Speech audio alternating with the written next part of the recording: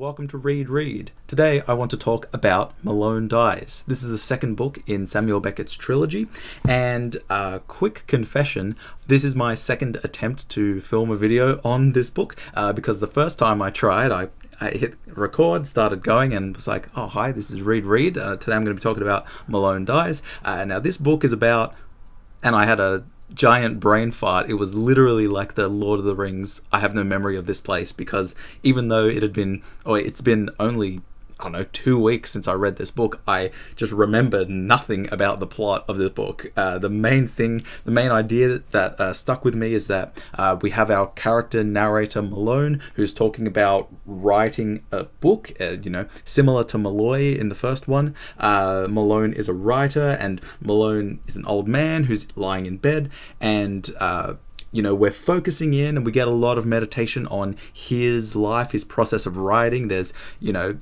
scenes where he drops his pencil on the floor, and it just becomes this whole spiral into, his thought process and everything. But then there's also the sort of plot going on, which is a story. It's almost like a full-on Bildungsroman of this character named Sappho, who builds up, goes through, becomes an older man.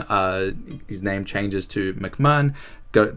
He goes into an institution, falls in love, blah blah blah blah blah. And there's this whole story, but I think the idea, the main thing that attracted me to the book is that it has this very explicit, this book is about a writer trying to write a story, and there are often introductions. So as opposed to in Malloy, where we have a very long unbroken paragraph, in this one a big stark difference that you'll notice is that there are hard paragraph breaks, and you can use it as a sort of indicator to tell when you're jumping out of Malone narrating and talking about himself versus Malone writing the story. And I really liked that there were times when, even though it was meant to be within the story, you still get Malone saying that was just a tedious way of describing things.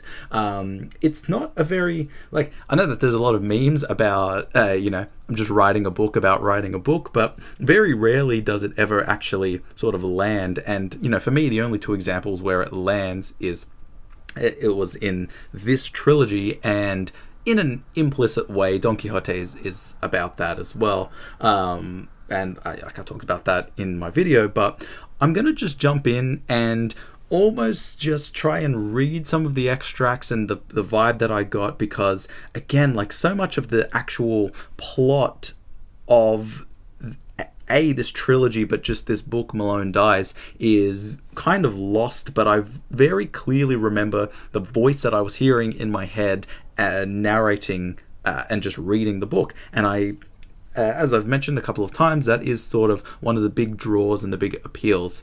I'll say that Malone Dies was probably the most difficult book of them all to read. It definitely had the most required the most work and the most tedium for some of the parts, but it wasn't bad by any means. It was just probably Malloy is my favorite, and The Unnameable is also really, really good. But let's talk about, just read some extracts from Malone Dies and give you an idea of what the book's like. And in the first paragraph, Beckett sort of comes out and just clearly explains what he's trying to do. He writes, and this is Malone, but sort of Beckett Malone, while waiting, I shall tell myself stories, if I can. They will not be the same kind of stories as hitherto, that is all. They will be neither beautiful nor ugly, they will be calm. There will be no ugliness or beauty or fever in them anymore. They will be almost lifeless, like the teller. What was that I said? It doesn't matter. I look forward to their giving me great satisfaction, some satisfaction. I am satisfied. There, I have enough. I am repaid. I need nothing more. Let me say, before I go any further, that I forgive nobody. I wish them all an atrocious life, and then the fires and ice of hell, and in the execrable generations that to come, an honoured name. Enough for this evening. And then we get a paragraph break. He starts to talk about how he's just going to set up. He's sort of musing, what am I going to write a story about? I could write a story about a couple of things. I started to get maybe I felt this more in The Unnameable, but I definitely started to get see some influence of Flann O'Brien's At Swim Two Birds, especially this idea of like characters being aware that they're just conjured up, or like conjured up in the moment, fully formed, and just pop into existence when the author thinks about them. And in At Swim Two Birds, it was great because there was a kind of twist on that, and it makes the characters angry at the authors, but it just feels like in Beckett, in Malone Dies, and in The Unnameable, he's sort of confronting just that like idea, or the fact that he's conjuring just conjuring these characters, and there's a kind of trivialness to them, but then he's trying to kind of go in deep and like flesh them out, and it really is just this back and forth. You know, for example, we have a paragraph here, a whole paragraph that is just the phrase "what tedium," because he's trying to like introduce this character Saposcat, or Sapo, and he's just like going through all the regular things. He was a precocious boy, he was not good at his lessons, neither could he see the use of them, and then Malone, the narrator, just gives up. He's like, ugh, this is so tedious, and there's like false starts. He starts again, he tries to give another description. He says he has a false start paragraph here where he goes, Sapo had no friends. No, that won't do. And then new paragraph, Sapo was on good terms with his little friends, though they did not exactly love him. So he's Beckett is sort of explicating this process of like, you know, and for us who have written and just like even just writing journals where you want the journals to be kind of nice and precise, we cross them out. Write a line, we're like, oh, that kind of sucked, cross it out, give it another try. Well, it's like, what if you didn't cross it out, and what if you just wrote the fact, I want to now cross this out, and then move on? And that is quite a bit of what the book is. I love this. It's just a paragraph that says, this is awful. We still get some great Beckett insights of like nice prose, so I'll read two from opposite pages. For I want as little as possible of darkness in his story. A little darkness in itself at the time is nothing. You think no more about it and you go on. But I know what darkness is. It accumulates, thickens, then suddenly bursts and drowns everything. And then a few paragraphs later, here's another one. He was sometimes tempted by the knowledge of these strange things, sometimes beautiful, that he would have about him all his life. But from his ignorance of them he drew a kind of joy, as from all that went to swell the murmur, you are a simpleton. But he loved the flight of the hawk and could distinguish it from all others. He would stand rapt, gazing at the long purnings, the quivering poise, the wings lifted from the plummet drop, the wild reascent, fascinated by such extremes of need, of pride, of patience and solitude. And then the cool thing is that we have the next paragraph, which starts, I shall not give up yet, and it's almost like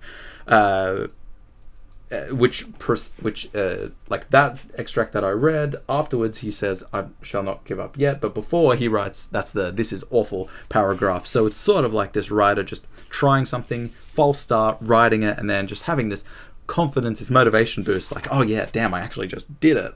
One of the things that the narrator Malone becomes aware of, he's in his room, there is a window where he's looking out into the world, and the narrator writes this: But how is it my little space is not visited by the luminaries I sometimes see shining afar, and how is it the moon where Cain toils, bowed beneath his burden, never sheds its light on my face?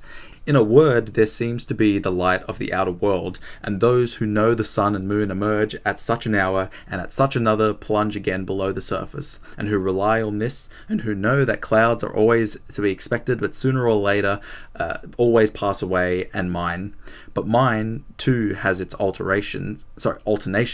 I will not deny it. Its dusks and dawns. But that is what I say, for I too must have lived once out there, and there is no recovering from that. This idea of the sort of hyper-awareness of the kind of seclusion of your room, which, firstly for all of us who are readers, I'm sure we're very well aware of, but I'm also kind of getting hip to that now. There's a fun spoiler for it won't be the next couple of videos, but I'm reading Faust. It is awesome. This phrase stood out to me because I thought it was fitting for the fact that Beckett was writing within this certain style and this medium, and again, it sort of falls into this idea, a kind of good sign of when there's like a person who's, I don't want to say an amateur, but like kind of getting started at writing, is when they ask, they go to those Q&A's conventions and they ask writers how you get your ideas, which is just like the worst question to ask. And I love that Neil Gaiman just says, I make them up. But Beckett writes this, but it has gone clean out of my head, my little private idea. No matter, I have just had another. Perhaps it is the same one back again. Ideas are so alike when you get to know them. And it's cool. It's just a sort of awareness of, this idea of how you don't need to have ideas if you've developed a sort of strong voice and prose writing style, which obviously Beckett has, and he's sort of leaning into it. And he's kind of permitted to be so kind of explicit or self-aware about that. Another nice insight onto this sort of seclusion of being on one's own, especially as a writer-reader. And indeed the silence at times is such that the earth seems uninhabited. That is what comes of the taste of generalization. You have only to hear nothing for a few days in your whole, nothing but the sounds of things, and you begin to fancy yourself the last of humankind. I thought it was interesting that the character, so after Sappho's name gets changed to MacMahon and he goes to this house of Saint John of God, he meets a nurse there who he falls in love with, and her name is Moll, which, that kind of name is just so clear on our minds because we've just read Malloy. And so I was sort of thinking about the parallels there, especially since there were ideas of, like, in Malloy talked about having his mother have the same name as him, but then we also kind of mused on ideas of it was actually being a father. It's all odd. And sort of getting to the end of it, actually, I knew that this was going to be a shorter video than the last, but I do like that we have a breaking down in terms of the general structure and the way that it's being written. Of course, this idea of Malone dies, Malone being the character and being the book itself. As we get to the end, it's sort of breaking down, and we have this dripping this dripping last couple of paragraphs. We get a couple of songs that break through. We have a paragraph that has a lot of ellipses put in, which stands out as being really kind of different or unique compared to the rest of the book. And then, of course, this is the very end, so spoilers, but we just get some dripping paragraphs at the end, which finish off without even a full stop. And so, yeah, was it worth it? I think it was definitely worth it to read Malone Dies in the context of the rest of the Beckett trilogy. It's probably the only book of the trilogy that I won't reread, but maybe I don't know, because I know I would want to reread Malloy and also The Unnamable, so it's why don't I just, do the whole thing and read the trilogy. It might end up being a sort of Two Towers vibe where you're like, I could skip that, but you really can't skip it, you know what I mean? Thank you for watching. I hope you enjoyed. Since it's just a one-off book and I'm not going to do a whole book haul, for anyone who's hung around to the end, here's a little fun treat for you, a book that just arrived in the mail. Thanks to Book Runner Melbourne on Instagram for sending me the letters of Arnold Schoenberg and Vasily Kandinsky. Kandinsky is my favorite painter, and although I'm not a humongous fan of Schoenberg, I do have a couple of 12-tone rows lying around my room for practicing music. So yeah, that was just a fun little book that I got, and for anyone who's still here, I hope you enjoyed it as well. Thanks for watching. Next video is going to be on The Unnamable, and then I'm going to move on to some different worlds that are not Samuel Beckett. Hopefully in the near future, expect a video on Faust. I'm loving Faust so much. But anyway, thanks for watching. I'll see you all later.